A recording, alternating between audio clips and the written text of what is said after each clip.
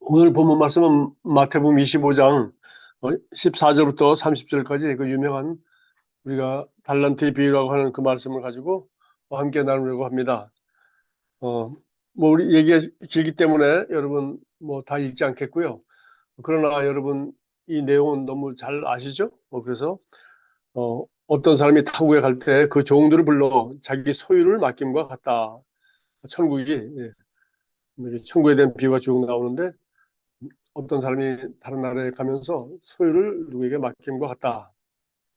그래서 한 사람은 금 5달란트, 또 한 사람은 2달란트, 또 한 사람은 1달란트를 맡겼는데 우리가 보통 이 금 1달란트는 이 노동자 임금으로 20년을 저축을 해야 된다고 합니다. 그러니까 이게 엄청난 돈이죠. 우리가 지금 한 20년 저축해도 뭐 집 한 채 사기 힘들다는 말을 더러 하는데 뭐 한 10억 잡으면 되겠어요. 그래서 한 20년 저축을 해야 되는 그런 돈이기 때문에 1달란트가 결코 적은 것이 아니다 하는 것을 알기 원하고요. 금 무게 재는 거니까 금덩어리죠. 큰 금덩어리 하나 준 겁니다. 그래서 이제 이걸 맡겨놨더니 뭐 2달란트나 5달란트 받은 사람들은 알다시피 갑절로 이제 이것을 남겼습니다. 그러나 뭐 얼마나 오랜만인지 모르지만 1달란트 받은 사람은 이거를 그냥 묻어뒀다가 주인한테 그대로 다시 돌려드림으로 말미암아 주인한테 아주 꾸중을 듣는 그런 장면인 걸 여러분 잘 알 수 있습니다. 그래서 뭐 앞에 잘한 사람에 대해서는 더 얘기할 게 없고 똑같은 칭찬을 받았죠. 2달란트 가지고선 2개 더 남긴 사람이나 5달란트 가지고 5개 남긴 사람이나 똑같은 걸 받았는데 이 1달란트 묻어뒀던 사람은 그 주인과 이런 대화를 하는 장면이 맨 마지막 요거만 보겠습니다. 1달란트 받던 자는 와서 이르되 주인이여 당신은 굳은 사람이라 심지 않은 데서 거두고 해치지 않은 데서 모으는 줄을 내가 알았으므로 두려워하여 나가서 당신의 달란트를 땅에 감춰두었나이다. 보소서 당신의 것을 가졌나이다. 자, 24절, 25절입니다. 그래서 우리가 이거 뭐 너무 잘 알고 평범한 얘기 같지만 너무 익숙한 말씀이고 그러나 다시 한번 우리가 이 심고 거두는 원리는 한 번 배우는 것이 아니라 우리 인생의 모든 것이다. 이렇게 생각하시면 좋겠어요. 그래서 제가 여기 그런 부분을 함께 한번 나누려고 합니다. 이 농사 짓는 사람들에게 어, 우리 한국은 사계절이 분명하기 때문에 겨울에는 특별히 할 일이 없어요. 그래서 우리 시골에서도 보면 겨울에 뭐 땔감 예전에 이제 땔감하러 산에 나무하러 걸어 다니고 지금은 그렇게 안 합니다만 옛날에 땔감하러 나무하러 다니고 또 아니면 시간 남으니까 술 마시고 뭐 노름하고 뭐 하토하고 겨울에 보통 그렇게 보냈어요. 그러나 이제 봄이 되기 시작하면 그때부터 이제 가을 내내 가을까지 바쁘죠. 그러나 여러분 알다시피 뭐 태국이나 이렇게 조금 남쪽으로 내려가면은 그야말로 이모작이 되면서 벼도 2번 이상 농사를 짓고 계속 심고 거두고 하는 농사일이 끝없이 이제 진행이 됩니다. 그래서 이 심고 거둔다는 것은 우리 달란트 비유도 마찬가지고 우리 인생 전체를 얘기하고 있지 않습니까? 네, 타국에 갈새 그 주인이 돌아와서 종들에게 맡긴 것을 자기 것을 회개한다고 하는데 바로 우리가 하나님을 또 받은 생명과 또 능력과 잠재 능력 그리고 우리가 이 잠정 능력을 활용해서 주님이 우리를 부르시는 그날까지 우리가 이 땅에서 어떻게 나의 삶을 잘 살아야 될 것인가 인생 전체에 대한 그림이라는 걸 우리가 알 수가 있고요. 그래서 우리가 이 하나님의 왕국의 비밀을 받았고 또 보화를 발견하였으면 여기에 우리가 올인하여 투자하고 최고의 열매를 거두어서 주인 앞에 이제 보고를 해야 되겠죠. 그런데 이제 여기 1달란트 받은 자의 잘못이 24절, 25절을 보면은 이 사람의 사고방식을 알 수가 있어요. 저는 뭐 아주 평범한 내용입니다. 이건 우리가 상식적으로 그냥 외워두면은 뭐 좋겠습니다. 첫 번째는 하나님의 성품이나 뜻에 대한 오해를 했던 것입니다. 우리 여러분들도 우리 이 새로운 피조물이 계시라든가 이런 말씀을 여러분 통해서 저희 교회와 연결되고 이제 구원받게 되었는데 이전에 우리가 이 복음을 정확히 알지 못했을 때 뭐 말씀과 성령으로 역사한다 또 뭐 여러분 수없이 들었을 거예요. 말씀이 가는 데까지 가고 말씀이 서는 데까지 서야 된다. 오직 말씀 뭐 오직 복음 오직 뭐 말하는데 말은 다 맞는 말이에요. 그런데 그가 말하는 말씀이라는 게 뭐냐는 거죠. 말씀이 우리 신구약 성경 전부를 말하는 것인데 그걸 똑같은 말씀이죠. 같은 성경인데 이 성경을 가지고 해석이 너무나도 이제 다양하고 분분하기 때문에 개신교와 가톨릭이 나눠져 있고 또 우리 개신교 안에서 수많은 교파들이 나눠져 있는 것은 이 성경에 대한 해석이 다르다는 거죠. 그러나 뭐 지엽적인 것은 뭐 침례를 받아야 되냐, 뭐 세례를 받아야 되냐 이런 것들은 뭐 어, 좀 작다 하더라도 실제로 이 하나님에 대한 성품의 오해라든가 또 하나님의 뜻에 대한 오해 이런 것들 이거는 아주 심각하고 참 그렇습니다. 그래서 우리 T.L. 오스본 목사님 말씀하셨듯이 어, 사도지 뭐 기도하는 거 들어보면 답답한 게 많다는 거죠. 하나님이 우리 보고 하라 그러는 거예요. 너희는 가서 땅까지 증인되라 그랬는데 옆에 사람들 복음 전하고 증인될 생각 안 하고 주여 부흥을 보내주시옵소서. 평양의 부흥을 다시 한번. 그러고서 맨날 저들끼리 모여가지고 기도하는들 부흥을 어떻게 보내줘요? 성령님을 보내주시고 하나님은 성령님을 거둬가신 적이 없기 때문에 우리가 말씀도 다 있고 이 부활의 증거도 있고 음, 성령을 보내주셔서 너희가 내가 하는 일을 할 것이 나보다 더한 일도 하고 땅 끝까지는 내 증인되라고 그러고 하는데 옆에 사람 한 사람도 전도도 못하면서 맨날 부흥을 보내달라고 하면은 이게 하나님이 우리 보고 하라는 걸 우리가 하나님 보고 하라고 자꾸 그러니까 말이 안 된다. 이 얘기를 한 적도 있어요. 그래서 이렇게 이 말씀에 대한 오해가 너무나도 많은 거죠. 그 말씀을 오해한다는 얘기는 드디어 하나님에 대한 오해로 나타나기 때문에 정확한 복음을 알지 못하는 것은 우리가 늘 뭐 양육반 일과에서 말하는 것처럼 결국은 율법적이고 종교적이고 도덕적인 그런 우리 그 기독교의 복음, 기쁜 소식이 아니죠. 율법이 기쁜 소식입니까? 이거 못하면 죽는다는데, 이거 안 지키면 다 죽는다는데, 저주를 받는다는데, 기쁜 소식이 아니죠. 그걸 다 지킬 수 없으니까.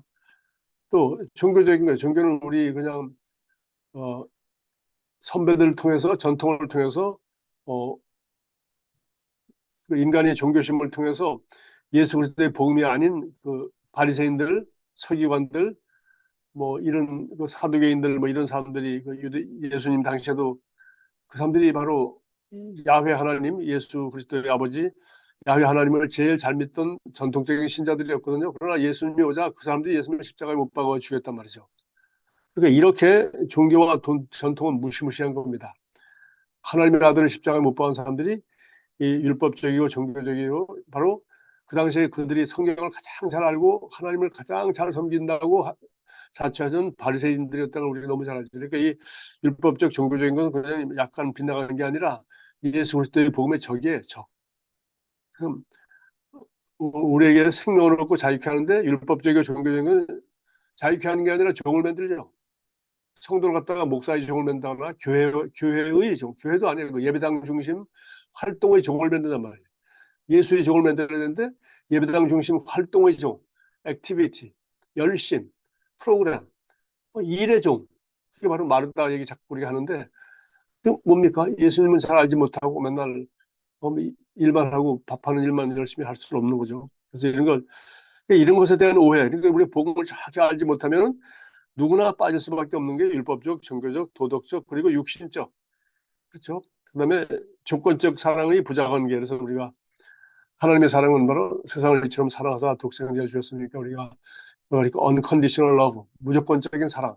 그래서 우리가 이런 무조건적인 사랑을 제일 먼저 우리가 경험하는 것이 잘 알다시피 바로 우리 어, 제일 먼저 부모님과의 관계죠. 그래서 부모님한테 이 조건적인 사랑을 무조건적인 사랑을 비슷한 거라도 잘 받아보지 못한 사람은 모든 것을 조건적으로 자꾸 해요. 그래서 네가 이거 뭐 하면 내가 뭐 사줄게. 네가 공부 1등, 뭐 전교 1등 하면 내가 이번에 노트북 사줄게. 이런 식으로 뭐 부모들이 자기 육신적인 그것도 애들에게 뭐 좋은 것도 아니에요. 전교 1등 해가지고 그 불안하고 그 교만하고 그 스트레스를 왜 어린애한테 지도 전교 1등 못했으면서 왜 어린애한테 자꾸 강요합니까? 그러면 애는 어떻게 해요? 응? 그러면 무슨 뭐 작은 보상을 주고 작은 거 하는 거 뭐 다 할 수 있어요. 그러나 이런 식으로 뭐 하는 것들, 이게 전부 다 뭡니까? 조건적인 사랑이고 또 사랑도 아니에요. 그건 육신적인 거예요. 그래서 어쨌든 우리가 하나님을 아는데 부모도 방해가 될 수 있고 우리가 알았던 모든 종교적 전통도 방해가 될 수 있고, 그래서 순수하게 우리 복음서를 읽고 우리 사도 바울의 서신을 읽으면서 이 복음이라는 무엇인가를 정확히 알지 못하면 우리는 하나님을 알지 못합니다. 하나님에 대해서 오해를 한다. 이것이 결정적인 것이에요. 이건 완전히 보통 심각한 문제가 아닙니다. 제가 얘기하지만 일평생 하나님 이렇게 알고 이렇게 열심히 살았는데 올라가 나중에 보니까 하나님은 그런 분이 아니에요. 내가 하나님을 잘 몰라서 종교적으로 율법적으로 고생하고 힘든 세상을 살았어요. 우리는 모두 그런 실수를 할 경우가 많습니다. 그래서 여기 뭐 제일 먼저 이 사람이 말했죠. 당신은 굳은 사람이라. 그래서 굳은 사람이 영어 성경 보니까 hard man이라고 hard person. 그래서 아주 엄격한 사람. 율법적으로 있어 아주 무서운 거죠. 원체 무서운 사람이고 그래서 너무 두려워서 이거 나한테 맡기는 이 어마어마한 그 금덩어리를 내가 잘못했다가 잃어버리거나 빼앗기거나 또 이걸 잘 활용해서 못해서 이 본전을 다 까먹으면 어떻게 될까? 너무 겁이 나서 왜? 그래서 두려운 사람이라 해서 됐고요. 두 번째는 실패에 대한 두려움이죠. 그래서 땅에 감춰두었 나이다. 그래서 왜요? 이거 다른 거 하다가 만약에 너무 무서우니까 두려워하는 마음이 있다 보니까 실패에 대한 두려움. 그래서 아무것도 안 한 거예요. 그렇죠? 우리가 어, 여러분도 누구나 그 실패에 대한 두려움, 그다음에 인정받지 못하는 것에 대한 두려움, 그리고 사람들의 눈을 의식하는 두려움. 그런 거 우리 한국 사람은 제가 이번에 미국 가서도 뭐 가끔 늘 느꼈지만 이번에 가서 내가 더 절실히 느꼈어요. 우리가 뭐 우리 휴양지 가보니까 전부 티셔츠에 반바지야. 전부. 누가 부자인지 누가 가난한지 알 수가 없어요. 전부 티셔츠에 반바지. 전부 또 월마트에 사 입은 거 아주 흐름한 거. 사불밖에 안 하더라. 우리 뭐, 뭐 수영복이나 뭐 이런 거 반바지 사불, 티셔츠도 사불, 오불. 전부 제가 보기엔 다 그런 거예요. 우리 같으면 그것도 저거 어느 게 뭐 메이크업 건가 다 우리는 살폈을 거예요. 근데 이 사람들 다 똑같아. 볼 것도 없어. 그냥 하루 뭐 그렇게 그만큼 그 사람의 눈을 의식하지 않는다는 얘기예요. 그러니까 사람의 눈을 의식한다는 거는 남한테 존경받고 인정받고 사랑받고 이런 좋은 면도 있지만 대부분은 공자님 생각 우리 유교 500년 사상과 공자님 사상이죠. 산업공상, 네? 선비, 농사, 그다음에 기술자, 마지막으로 장사꾼, 돈벌이 하는 장사꾼. 그래가지고 가장 천하게 여겼단 말이죠. 그러다 보니까 겉모양만 하고 실제로는 아무 실속도 없는 그런 그 종교적인 유교적 우리 한국식 전통의 그 사람의 눈을 의식하는 거 이런 것도 전부 다 실패에 대한 두려움이죠. 뭐 하나님만 생각하는 게 아니에요. 거다가 하나님만 생각하고 우리가 하면 하나님이 우리 실패에 대해서 그렇게 음, 책망이 크신 분이 아니거든요. 하나님 우리 실패하지 않도록 도와줄 수 있는 분이고 또 실패해도 또 다시 탕자가 들어왔을 때 다시 환영했듯이 다시 한번 기회를 주신 분이지 그 실패에 대한 두려움 때문에 아무것도 하지 않고 이걸 묻어뒀다 하는 건 이건 아주 고약한 두 번째 죄라는 걸 알 수 있어요. 그다음에 세 번째, 잃어버린 시간과 기회 비용의 소중함. 예수님 말씀 그대로 거죠. 잃어버린 시간. 만약에 지금 이제 노동자가 20년 저축해야 될 만한 돈을 갖다가 다른 사람에게 종잣돈을 줬으면은 예수님 말씀 보세요. 얼마나 저기 정확한 우리 재정에 대한 정확한 관리인가? 네가 그렇게 사업 못하면 은행 취리하는 자들 은행이죠. 은행에 맡겨도 야 임마 정기여금만 해도 3%는 받았을 거야. 이런 소리를 예수님이 직접 하셨단 말이에요. 은행에 맡기면 정기적금도 3%는 받아. 너는 그것도 안 했어? 아주 고약한. 그러니까 무지하거나 재테크에 무지하거나 고약하거나 황금을 보기를 돌같이 알거나 네, 우습게 우리가 돈 뭐 부정적인 돈 뭐 뇌물 이런 거에 대해서는 돌같이 알고 그런 걸 거절해야 되지만 돈을 돌같이 알다가는 나중에 돌밖에 먹을 게 없습니다. 돌밖에 남는 게 없어요. 그래서 이런 사람은 주님이 예, 책망한 내용도 보면은 잃어버린 시간과 기회비용을 소중합니다. 그래서 우리는 이런 것들은 사실 우리 모두에게 사실 적용이 됩니다. 뭐 제가 꼭 사회생활을 제가 예를 든 게 아니라 이렇게 무한한 가능성이 있는데 내가 어떤 엄청난 잠재력이 있는지를 모르고 써보지도 않고 묻어뒀다. 왜? 사회가 그걸 요구하기 때문에, 대한민국 사회가 요구하기 때문에 여자는 이런 거야, 혐오양처야. 여러분 생각나죠? 우리 사모님도 과가 무슨 가정과예요. 우리 지금 모르는 옛날에 가정과라는 게 있었습니다. 가정과가 뭡니까? 넌 집에서 가정을 잘 돌보는 그런 여자가 되라. 여자대학교는 가정과가 최고 인기였어. 이게 아마 홈 매니지먼트, 좋게 얘기해서 홈 매니지먼트, 나쁘게 얘기해서 집에서 취직하지 말고 집에서 밥이나 하고 빨래나 잘하고 살아. 애나 잘나서 길러. 뭐 이런 이거를 요구해가지고 그걸 가정하는데 무슨 대학까지 갑니까? 그 대학에서 가정과가 제일 인기 있었어요. 우리 때문에도 진짜. 그래서 참 그래도 많이 변했네요. 지금 뭐 가정과가 없어졌겠지. 그래서 어쨌든 간에 뭐 사회 환경이 어쨌든 그건 다 주님 앞에 가서 저는 대한민국에 태어나서 제가 이 여자로서 능력을 발휘할 기회가 별로 없었습니다. 이렇게 얘기할 수 없잖아요. 예. 우리 성경 시대는 더 했죠. 여자들 얼마나 더 심각했어요. 성경에 나오지 않습니까? 예수님도 여자들을 제자로 공식적으로 임명할 수 없었지. 뭐, 일곱, 여덟 명 데리고 훈련을 시켰지만 공식적으로는 제자 12명의 여자를 집어넣을 수가 없었어요. 사회가 전혀 용납을 안 하니까. 근데 어쨌든 이런 것들을 전부 다 우리가 남 핑계거나 탓하지 말고 내 안에 하나님이 주신 좋은 기회와 시간과 그 아주 엄청난 잠재력이 있었는데 내가 그걸 몰랐다. 또 그걸 다 개발해 쓰는 사람들을 보고서 발견하는 거죠. 아, 저 사람은 내가 하는 거 다 하면서도 어떻게 저런 것을 할 수 있었을까? 놀라게 되는 거죠. 자, 마지막으로 네 번째는 하지 않은 죄와 고의로 범한 죄. 우리 이거 저 영어는 아주 재미있는데 오미션, 커미션이라는 단어가 있어요. 오미션의 말은 내가 깜빡 잊고 안 한 겁니다. 그것도 죄입니다. 내가 이거 해야 되는 건데 내가 안 했어요. 그러나 고의로 범한 죄는 커미션은 내가 이걸 해야지 하고서 이것이 불법이고 나쁜 것인 줄 알고 알면도 불구하고 하는 거는 이제 커미션이라고 해요. 그러나 하지 않은 죄. 이 사람은 뭐 고의로 그런 건 아니에요. 그러니까 얘가 오해를 하였고 두려워하였고 그리고 그냥 자기가 받아놓은 돈이 이게 얼마나 귀한 것인지 또 이걸 가지고 잘 활용하면 얼마나 많은 돈을 벌어서 얼마나 좋은 일을 할 수 있는지에 대한 개념이 전혀 없어서 하지 않은 죄로 말미암아 이 사람은 주님께 아주 크게 책망을 받는 것을 알 수 있어요. 그래서 26절 그 주인이 대답하여 이르되 악하고 게으른 종아. 이건 참 충격적인 말 아니에요. 뭐가 악합니까? 바뀐 거는 못된 짓 한 것도 아니고 노름을 한 것도 아니고 탕진한 것도 아니고 있는 거 그대로 돌려드려서 주인한테 하나도 적극적인 손해, 그러니까 커미션, 적극적인 손해를 입힌 거 하나도 없어요. 그냥 뭐예요? 오미션이죠. 그냥 유익을 끼치지 못한 거예요.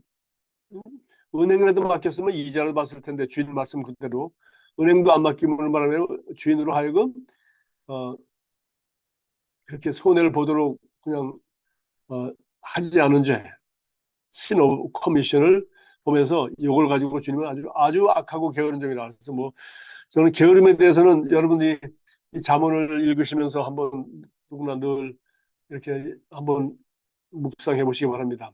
잠언에 어리석은 자와 게으른 자에 대한 얘기가 끝없이 나오고 또 부지런한 자가 잘 살게 된다는 얘기 끝없이 하시고 지혜로운 자. 잠언 두 가지밖에 없어요. 네? 부지런한 자와 게으른 자. 그다음에 지혜로운 자와 어리석은 자. 근데 이거 예수님은 이 사람을 가리켜 악한 종이다, 게으른 종이다고 말씀하셨고 또 주님이 말씀하시기를 나는 심지 않은 데서 거두고 해치지 않은 데서 모으는 줄 아느냐? 이 해치지 않은 데서 모으는 줄 아느냐? 이 번역을 아주 원문 그대로 했는데 영어 성경 이걸 다 보완했어요. 씨를 흩어서 뿌리지 않고 라는 뜻이에요. 그 사람들이 해친다는 말은 뭐 땅속에 파묻힌 걸 해치는 것이 아니라 씨를 뿌릴 때 이렇게 들판에다 확확 뿌리는 거죠. 그래서 이걸 흩어 뿌리는 거, 흩어 씨를 뿌린다는 뜻이에요. 그래서 나는 씨를 흩어서 뿌리지 않고도 씨를 뿌릴 때는 흩어서 뿌리지. 어, 물론 우리 호박 같은 거 심을 때 하나씩 파종을 해서 묘목을 심지 않습니까? 이번에 저도 보니까 고추, 뭐 가지, 상추 이것도 이제 묘목을 만들어서 그 묘목을 갖다가 모종을 해서 그걸 갖다 하나씩 하나씩 심는데 이스라엘 사람들의 그 중동 지방에 씨앗 심는 것은 그걸 씨를 한 움큼 심고서 이렇게 멀리 뿌려버리죠. 흩어서 그러다 보니까 어떤 씨앗은 길가에, 어떤 씨앗은 돌밭에, 어떤 씨앗은 가시덤불 가운데, 어떤 씨앗은 좋은 땅에 떨어지더라 이거예요.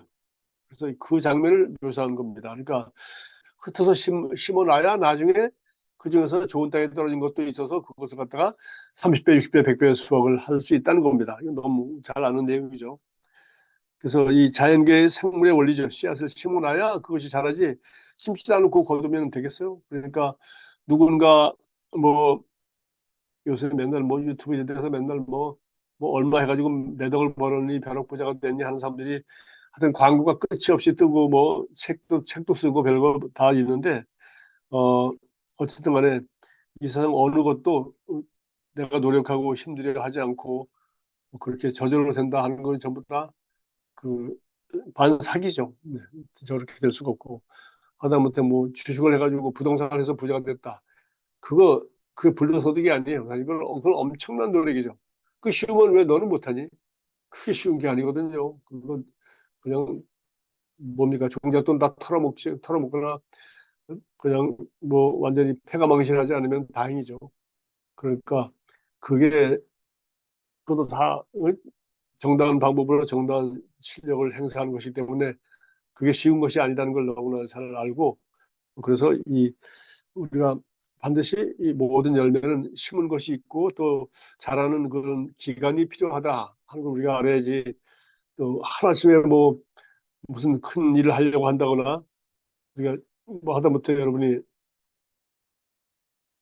뭐 우리 하다못해 뭐 여러분 셀 리더가 되어 전도를 한다고 해도 뭐 그게 하나쯤에 뭐 여러분 셀이 그냥 크게 부흥할 거를 기대하는 건 참 그렇죠. 예. 한 사람 한 사람 전도해서 한 사람 한 사람 양육해서 오랜 세월에 좋은 일꾼이 나오는 것이지 뭐 그렇습니다. 그래서 뭐 좋은 일꾼이라든가 좋은 자녀라든가 어떤 좋은 여러분이 부러운 게 있으면 그걸 탐하지 마시고 뭐 해야 되겠어요? 아, 저 사람이 내가 이루지 못한 저걸 이루는 동안에 얼마나 정말 잠 안 자고 새벽에 일어나고 밤늦게까지 일하면서 수고하고 얼마나 지혜롭게 선택을 했고 과거에 어떤 씨앗을 심었기 때문에 저 사람은 저렇게 지금 좋은 열매를 거두고 있는가 그렇게 생각을 해야지. 그냥 나보다 앞서가는 놈, 나보다 돈 많이 번 놈, 나보다 똑똑하고 잘난 놈은 전부 다 나쁜 놈이라고 뭐 하고 그냥 사회적인 무슨 뭐라 그럽니까 그 뭐 우리나라는 그거 많잖아요. 저번에 매도하는 거 그냥 달려 들어가서 새카맣게 매도를 하고 난리를 대는데 그런 짓들은 아주 악하고 게으른 사람들이 가진 나쁜 짓이다 하는 걸 알 수 있어요. 그래서 예수님이 심고 거두는 네가 부지런히 좋은 것을 심으면 부지런히 좋은 것을 거두고 그다음에 나쁜 걸 심어서 나쁜 거 거두는 것도 있어요. 제가 좀 네, 이런 말을 좀 하면 좀 미안하지만 못 살겠다고 이제 뭐 이혼하겠다고 뭐 난리 돼가지고서 찾아오고 이제 마지막으로 목사님 사모님 뭐 상담하겠다고 뭐 제가 상담을 잘 못하니까 사모님이 이제 잘하셔서 이제 하면 네, 그냥 쉽게 그렇죠. 우리 교회 오시면 내가 설교 때도 늘 합니다만은 당신이 지금 이런 삶을 사는 것은 누구 탓하지 마라. 물론 환경도 좀 있겠지만 당신이 선택한 거지 그 누가 강요한 거 거의 없을걸. 뭐 결혼 이혼도 마찬가지예요. 그 누가 강요해서 결혼했어? 지가 좋아서 죽겠다고 해가지고 부모님 반대 무릅쓰고 결혼해놓고 또 이제 와서 또 못 살겠다고 죽겠다네. 그러면 누가 한 짓인가? 모든 게 다 이렇게 어리석은 거예요. 전부 다 자기가 그 하나님 말씀이 아닌 가라지를 심어놓고서 마귀가 자기 밭에 자기 인생에 자기 기회에 마귀가 그냥 그 육신의 씨앗을 심게 해놓고 육신을 심으면 육신에서 썩을 것을 거두고 성령을 따라 심으면 성령으로부터 어? 좋은 것을 거두는 거죠. 그러니까 우리가 말씀을 따라 심으면 되는 건데 근데 그거는 이게 나쁜 얘기가 아니고 그냥 기분 나쁜 얘기가 아니에요. 왜? 지금부터라도 내가 말씀을 정확히 알아서 지금부터라도 좋은 씨앗을 심으면 5년 후, 10년 후, 20년 후에 좋은 씨앗이 나겠네. 그렇게 생각하면 얼마나 감사한 일이에요. 이게 운명이 아니고 환경이 아니라 하나님 탓이 아니라 하나님이 이렇게 살라고 했는데. 그래서 제가 어, 이제 여러분 알다시피 뭐 저도 이제 뭐 70인생을 살다 보니까 우리 친구들이나 뭐 이웃에 뭐 비교가 되지 않습니까? 뭐 비교하려고 해서가 아니라 각자 살아온 삶이 참 쟤는 저런데 좋은 열매를 맺었구나. 쟤는 저런데 좀 고생을 하는구나. 이런 걸 이제 보기도 하고 또 내 자신도 돌아보고. 그래서 이거를 그러니까 이 달란트 비는 인생 지금 돈에 대한 얘기만이 아니에요. 말은 금덩어리 하나 20억짜리 금덩어리 가지고 얘기했지만 15, 20억짜리 금덩어리 얘기하지만 그리고 뭐 10년인지 20년인지 모르지만 이게 인생 아닙니까? 주인이 돌아올 때 우리 인생 잠깐 살다가 주님 우리 인생 생명과 이 기회를 하나님이 주신 건데 우리가 이걸 다 살고 주님 앞에 서야 되는데 그때 이제 주님 앞에 우리가 어카운팅을 해야 되는 거 아닙니까? 그래서 우리가 그 좋은 것을 심어서 좋은 것을 거두는 일. 그러니까 끝없이 뭐 이거 제가 여러 번 얘기했습니다. 상추가 먹고 싶으면 상추를 심어서 한 달 후에 바로 먹는 거예요. 그러나 상추만 심으면 뭐 상추는 뭐 6포기만 심으면 우리 두 식구가 시커 먹겠더라고요. 그래서 한 2달 가면 또 이제 더 이상 못 따죠. 그러니까 우리가 또 다른 거 뭐 과일 나무도 심고 농사도 짓고 우리가 이 자급자족한다고 치면은 그래서 우리 인생의 모든 것들이 내가 이제 자녀 같은 경우는 20년 동안 열심히 그 묘목을 심고 가꾸는 거죠. 그다음부터는 거의 이제 내가 어떻게 할 수 있는 게 아닙니다. 그 어리고 귀할 때 내가 얘를 잘 가꿔 놓지 않아 버리면은 삐딱하게 자라가지고 평생 속죄인 거죠. 왜? 내가 그때 딴짓했잖아. 내가 그때 말씀으로 잘 양육하고 바르게 하지 못했다 보니까 평생 슬픔이 되는 거죠. 그 근심 걱정거리가 되는 거예요. 왜? 그러니까 지금 와서 어떻게 할 수 없잖아. 그러니까 인생에 때가 있고 그래서 이게 바로 심고 거두고 열매를 하시는 하나님의 이 자연의 법칙은 매우 중요한 기회들이라 이렇게 생각을 하셔야 되죠. 그러니까 뭐 우리 또 청소년들도 마찬가지예요. 공부가 인생은 뭐 행복은 뭐야? 서착순이 뭐라 그러나 공부가 인생의 전부는 아니라는 둥 뭐 행복은 뭐 성적순이 아니잖아요. 그래 행복은 성적순도 아니고 공부가 인생의 전부도 아니야. 그럼 너 지금 뭐 하고 있니? 넌 농구를 하냐 탁구를 하냐 아니면 뭐 게임을 하냐 빈둥거려요. 빈둥거리는 게 그럼 인생의 전부인가? 공부 안 하는 학생들이 그딴 소리를 하는 거죠. 뭐 공부가 전부라는 건 아닌데 그럼 학생이 그러면 부모가 다 돈 대주고 공부하라고 기회를 주는데 그러면 그런 애들은 딴 거 할 거 없어요. 공부가 인생의 전부가 아니고 공부하기 싫어? 그러면 놀아. 그렇지만 너 이제 네 노는 걸 내가 밥까지 줄 수는 없는데 네가 놀면은 밥은 네가 이제 나가서 한번 네가 월세 내고 밥 세끼 쌀 사 먹고 밥 해 먹고 그건 네가 한번 해봐. 왜? 난 노는 애들 계속 놀으라고 내가 너를 뭐 1, 2년 해줄 수 있지. 그러나 네가 60, 70 될 때까지 계속 놀고 먹도록 엄마 아빠가 오래 살아서 너를 도와줄 수가 없어. 또 그런 유산을 물려줄 수도 없어. 그래서 애들 정신 차리게 해야 되죠. 뭐 헛소리 좀 하지 말라는 거죠. 욜로 인생도 마찬가지입니다. 지금 다 놀아버리면 뭐, 나중에 60, 70 돼가지고 노후 대책이 있는가? 지금 다 써버리면 그래서 이런 것들도 아주 그냥 뭐 잔소리가 필요 없는 제가 뭐 설명을 너무 오래 했는데 씨를 심고 열매를 거두게 하는 하나님의 법칙이 이거는 농사 짓는 것만 아니라 인생 전체의 경영을 얘기하는 것이다. 세 번째 종잣돈과 시간의 허비고 제가 앞에 얘기했습니다. 가장 심각한 죄라는 겁니다. 왜 이걸 갖다가 은행에라도 맡기지 않았니? 여러분 종잣돈 날리는 건 이건 바보죠. 지금 우리가 20대 100만 원, 1000만 원 투자하는 거하고 60대 100만 원, 1억을 투자하는 거하고 20대 100만 원, 1000만 원 투자하는 게 100번 더 많죠. 너무 잘 압니다. 근데 그거 알지만 우리는 대부분 이걸 못하죠. 알지만. 그러니까 우리가 가난하게 살 수밖에 없는 거예요. 그러나 이거를 제대로 알면 종잣돈의 원리와 이 시간의 원리 이걸 잘 알면 누구나 돈이 돈을 벌게 하는 이런 우리 자본주의 사회의 여러 가지 얼마든지 심고 거두는 원리를 우리 활용할 수 있다. 네 번째, 선하고 부지런한 자에게 주셨더라면 그렇죠. 요즘 악하고 게으른 종이 아니라 선하고 부지런한 사람에 좋았더라면 이걸 우리가 기회 비용이라는 말을 합니다. 다른 사람에게 하나님이 이런 기회를 줬더라면 다른 사람은 더 잘했을 거야. 근데 나한테 주님이 이걸 주시는 바람에 내가 악하고 게으르고 내가 하나님에 대한 오해를 했기 때문에 내가 인생을 헛살았구나. 아, 내가 엉뚱한 데가 심었구나.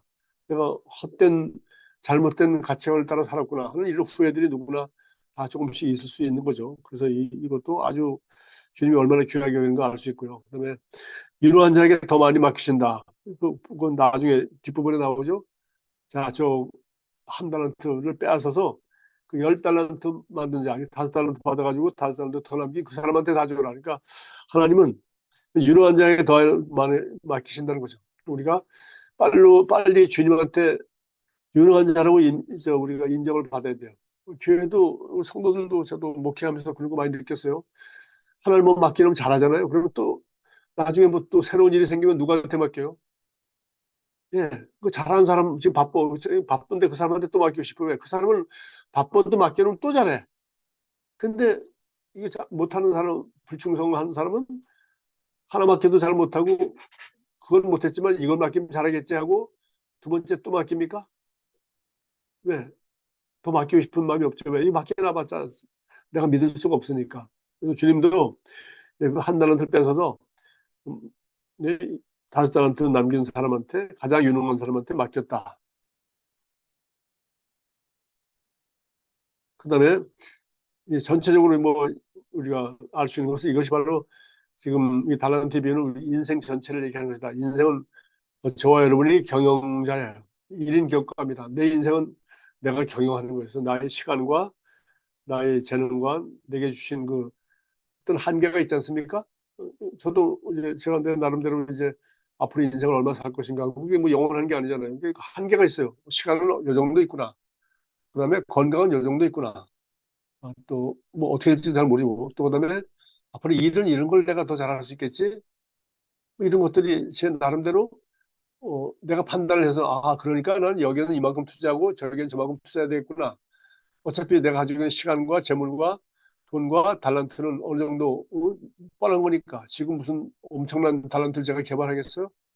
지금 제가 70년 살아오면서 내가 스스로 내가 어떤 인벤토리, 내가 어떤 뭘 가지고 있고 나는 뭘 좋아하고 뭘 잘할 수 있겠다. 그리고 뭘 하는 것이 제가 하나님이 나에게 맡겨주신 사명을 감당하는 데 가장 좋겠다라는 걸 내가 판단해서 내가 이 시간과 우선순위와 만난 사람을 제가 결정하는 거죠. 이거 우선순위. 그래서 우리 성경을 보면 네가 네 가족도 돌보지 않는 놈은 불신자보다 더 나쁜 놈이라 그랬거든.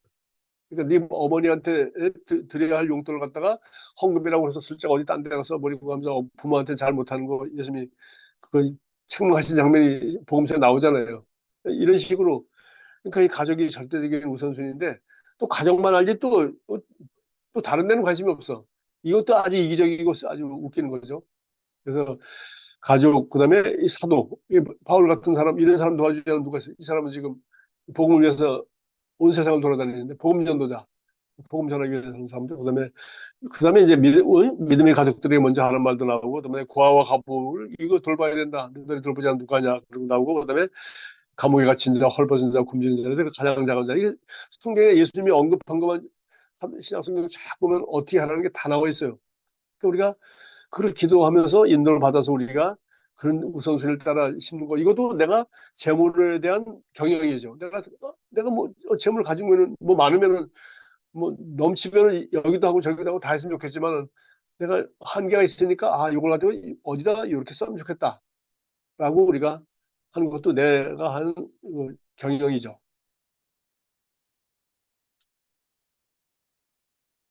자, 그래서 이 원리들은 여러분 아시다시피 우리 제가 뭐 일인격과 마인드 전체적으로 뭐 그냥 내가 하여튼 큰 그림만 그렸고요.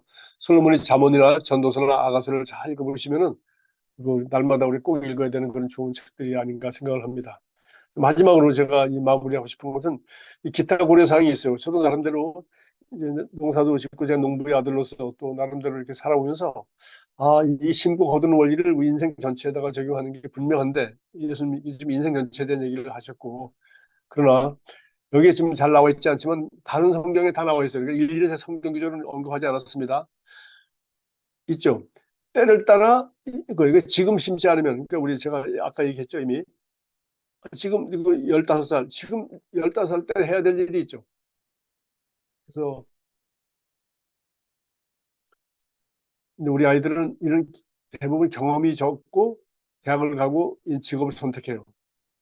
그럼 막상 직업 선택해 보면 아, 이게 나한테 체질이 안 맞아. 근데 경험을 했는데 미국 애들 같은 경우에는 워렌 버핏은 9살, 10살 때부터 장사를 했거든. 그래가지고 이 돈 버는 재미를 얘는 맛을 봤단 말이죠. 아버지가 주식 투자하고. 그래서 이런 경험을 해야 되는데 우리 경험이 너무 적어요. 근데 제가 여기 보니까 뭐 콜로라도 와서 우리 미국 사람들은 여름방학 때 애들 어디 가니까 무슨 캠프, 예? 무슨 캠프 가고 뭐 어디 가고 여행 같이 가고 그래서 그 콜로라도 거기 보니까 이 동네 사람들은 이 동네 사람들이 아니라 왜 다 애들 데리고 어디 갔대. 이 동네는 관광객이 와 있다는 게 지금 제가 교회 갔더니 그 교회 여자 집사님이 그렇게 얘기했다. 그 이제 우리 교회 이제 그 관광객이 많으니까 이제 그 교회 밖에다가 스크린 쳐놓고서 이렇게 의자 놓고 나무 밑에 앉아 볼 수 있게 해놨더라고요. 그래서 아 이렇게 아이들에게는 직접적인 경험이 중요하다는 거예요. 우리 아이들에게 그런 기회를 안 주잖아. 그러면 아이들이 등산이라도 하거나 무슨 자연을 즐기거나 스포츠를 하거나 하면 거기에 아주 그 뭐 그 유익이 참 많거든요. 그리고 이제 이 전원 생활의 유익은 더 말할 것도 없죠. 이 전원 생활 안 해본 애들은 시를 몰라 시를. 이 자연 속에 살아봐야 이 시가 이해가 되는데 그런 경험이 없으니까 도대체 모르는 거죠. 배를 안 타본 사람이 뭐 모비 딕이니 뭐 이런 거 노인과 바다 이런 거 보면 감동이 되겠어요? 감동은 되겠지 그러나 수준이 다르죠. 배를 타본 사람이 돼야 노인과 바다와 해밍웨이 노인과 바다를 읽으면 그게 실감이 나지. 제가 만난 권사님 그 얘기를 합니다. 자기가 배를 타보니까 목사님 노인과 바다 읽어보셨는지 아 중학교 때 읽어봤죠. 아니, 나중에 어른 돼서 심각하게 읽어봤냐 안 읽어봤다니까. 배를 타보신 다음에 노인과 바다를 한번 읽어보래. 그러면 그게 얼마나 실감 나는지 안다는 거야. 그러니까 이 아이들이 이 경험이 없으면은 이 도시에서만 자라고 그냥 게임만 하고 살면은 시나 문학계 세계에 대해서 인생에 대해서 진짜 모릅니다. 그래서 내가 그런 것도 이게 뭐라 뭡니까? 때를 따라. 그러니까 우리가 그 때를 따라 지금 해야 될 게 있는 거죠. 우리 성경에 시절조차 열매를 맺으면 때를 따라 열매를 맺는 거예요. 그러니까 지금 10대 해야 될 거, 20대 해야 될 거, 30대 해야 될 거, 때를 따라 우리가 심어야 될 게 있고 해야 될 게 꼭 있잖아요. 그런 것들을 그게 바로 심고 거두는 원리고요. 그다음에 씨앗을 아끼지 않고 흩어 심는다. 여기 보면 아까도 제가 언급했던 네 개 다른 바 씨는 흩어서 뿌린다니까 우리가 이 씨앗은 귀한 거니까 내가 아주 귀한 데만 심겠다. 그거 하나님이 아닌 이상 우리가 전지전능하지 못하고 이게 어느 게 잘 될지 잘 몰라요. 그러니까 우리 주식 투자와 마찬가지 어떻게 분산 투자할 수밖에 없는 거예요. 세 군데, 네 군데, 다섯 군데 해서 예수님도 씨앗을 뿌리면은 어떤 건 길가에, 어떤 거는 돌밭에, 어떤 거는 가시떨기에 그 중에 하나가 좋은 맛에 떨어지더라는 거죠. 제가 우리 이 말씀을 실제 가지고 우리가 한 10,000번씩 찍어서 전도 많이 했거든요. 전철에 나가서도 뿌려보고 막 뿌려보면은 한 10개, 20개 나눠주면 한두 명 걸려들어요. 이 사람들은 겉에는 얘기 안 해도 이 말씀을 실제 뭐 겉모양이 어떠니 표지가 어떠니 헛소리 안 하고 딱 읽는 순간 그냥 맛에 딱 들어요. 뭐, 예, 우리 저 출판사 책 한 권 읽고서 우리 교회까지 이사 오셔 찾아오셨다면서. 아, 이런 사람들이 있다니까요. 근데 나머지는 뭐 표지가 이상하다는 둥, 이거 무슨 여호와의 증인 아니냐는 둥. 아이고, 이게 전도하면 여호와의 증인이래. 전도 안 하면은 고상한 개신교고 전도하고 뭐그 이상한 게 이제 완전 거꾸로 된 거죠. 그래서 이런 것들은 씨앗을 아끼지 않고 심는다. 참 중요한 것 같아요. 우리가 아 내가 이렇게 어떻게 번 돈인데 말이야 이걸 갖다가 했더니 나중에 별 효과도 없고 그러면 심을 수가 없어요. 씨앗을 아끼지 말고 그냥 4분의 3은 버린다라고 생각하고 뭐 왔다가 떠나가고 왔다가 떠나가고 그다음에 아 그래도 4분의 1 넷 중에 하나만 잘 걸려들어도 30배, 60배, 100배 그는 제자가 제자를 하고 제자니까 재생산할 수 있는 제자 그러니까 알 낳는 그런 닭이 필요한 거지 알 못 낳는 닭 그건 뭐 잡아먹는 것밖에 없잖아. 알을 자꾸 낳는 닭을 하면은 끝없이 재생산되니까 그래서 씨앗을 아끼지 않고 심는다. 그다음에 내가 거두고 싶은 다양한 씨앗을 심는다. 그러니까 내가 상추가 먹고 싶으면 상추를 심고 복숭아가 먹고 싶으면 복숭아 나무를 심어서 5년, 6년 기다리면 됩니다. 마찬가지로 우리 인생도 10년 후에 거둘 거 생각하고 지금부터 심어야 될 게 있죠. 뭐 그런 것들이 그래서 저도 뭐, 뭐, 간증이라고 할 것도 아니지만, 저는 제가 이 예수님고등학교를 내가 개척 때부터 가지고, 꿈을 가지고 있었기 때문에, 저는 기회가 왔을 때, 그 김광식 목사님 하는 모스크바 은혜신학교 제가 거기 가서 강의하러 가고 거기다 헌금도 보내고 이렇게 했어요. 그다음에 제가 레마처럼 갔다 와서 10년 후에 제가 스스로 베트남 그다음에 네팔 개척해서 거기다가 심어서 그들이 학교를 먼저 할 수 있도록 다 도와줬어요. 그 네팔 신학교 우리가 다 시작부터 다 도와준 거 아닙니까? 우리 헌금으로. 베트남 신학교도 제가 우리 노르웨이 선교사를 도와줬어요. 그렇게 하다가 보니까 하나님이 2005년에 예선교사 학교를 나는 준비 안 됐다고 생각하는데 하나님이 하라고 그랬어요. 그래서 내가 했습니다. 나는 이 학교라는 씨앗을 내가 다른 데다 심었어요. 그래서 그걸 또 그냥 보고 배우고 경험하고 그래서 나는 이렇게 해야 되겠다. 아 이렇게 해야 되겠다. 그래서 내가 원하는 씨앗을 심는 겁니다. 그러면은 하나님이 내가 우리 네팔 셰퍼드 신학교나 그다음에 베트남 거기 학교도 다른 사람이 잘할 수 있도록 내가 시간과 돈과 이것을 가서 내가 가서 여러 번 가서 심어줬는데 어, 하나님이 또 예수고등학교 때가 되니까 또 할 수 있도록 해주셔서 내 밭에 심는 거죠. 그러나 하나님의 입장에 보면 다 하나님 나라의 밭이야. 내가 태국에 심으나 네팔에 심으나 전부 다 하나님 거야. 그러나 내 입장에 보면은 나도 예수고등학교 잘하고 싶으니까 여기다가 심는 거죠. 그리고 나도 마찬가지로 여기 와서 제가 제 시간과 지금 제 인생에 지금 4일을 여기다 보내지 않습니까? 누구한테 심어요? 예수고등학교 졸업하고 이렇게 열정이 있어서 내 얼굴 한 번만 보겠다고 4시간 차를 타고 달려오겠다는 사람이 나를 부르는데 여기 내가 안 올 수 없잖아. 그러니까 내가 시간과 기회와 우리 사모님과 내가 이분을 만나고 이분이 무엇을 원하시는가, 내가 우리가 뭘 도와줄 수 있을까, 이런 것들을 내가 내 인생의 사회를 잘 사용하는 게 되겠죠. 그래서 내가 원하는 거, 난 이런 열정 있는 일꾼들을 내가 원하잖아요. 좋은 밭에다가 내가 시간을 들여 바쳐야 되지 않겠어요? 우리 인생도 상하게 이렇게 내가 원하는 꽃을 심는 거예요. 내가 원하는 과일을 우리 가든에 심는 거예요. 저는 자두 같은 거 좋아하거든요. 시고 단 거 좋아하거든요. 사모님은 시고 거 못 먹어. 그러니까 나는 내가 원하면 자두를 심어놓으면 내가 자두를 따는 거지. 그러니까 내가 심고 얻은 원리는 바로 내가 원하는 걸 심는 씨앗을 심는다. 이것도 중요하다는 거예요. 그다음에 심고 거두는 때를 따라 심고 얻는다. 지금 언제 내가 무슨 열매 거두고 싶으냐 하면 그때를 맞춰서 지금 빨리 심어야지. 내가 꿈꾸는 대로 그림을 그리는 대로 마지막으로 우리 선수님 네, 다 했습니다. 자, 오늘 뭐 이런 탤런트 비유 너무 잘 아는 거고 제가 평생 설교하던 내용들을 다시 한번 이거 우리 재정 분야에 대한 얘기를 생각하면서 이 재정 분야만이 아니라 이거는 뭐 주님은 돈 가지고 금덩어리 가지고 얘기하셨지만 사실은 이게 인생이다. 그리고 제가 늘 얘기하지만 제일 중요한 건 돈보다 중요한 건 시간이죠. 타임. 그다음에 또 이런 데 올라가면 돈 들잖아요. 그러니까 돈 들여서 왔잖아요. 시간 들여왔고 돈 들여왔고 그다음에 트레저. 내가 줄 수 있는 가장 좋은 걸 줘야지. 내 안에 줄 게 아무것도 없어. 그럼 만나면 뭐해? 만나서 뭐야? 고스톱 할 거야. 내가 줄 게 있어야지. 그래서 어, 그렇습니다. 그래서 여러분 탤런트 비유는 이렇게 참 예수님 말씀은 너무 좋은 게 뭐 성경 구절을 외우지 않아도 그냥 스토리 들어보면 스토리로 기억에 남잖아요. 그러니까 이 스토리를 이야기를 계속 되새기면 끝없이 지혜가 나와. 아 이게 바로 그 얘기구나. 아 이게 바로 그거구나. 뭐 성경 구절 외우고 딸딸 외워서 적용하지 않아도 이 얘기 하나가 탤런트 비유고 참 주님이 내게 맡기신 건 뭘까? 내가 받은 것 중에서 가장 중요한 건 뭘까?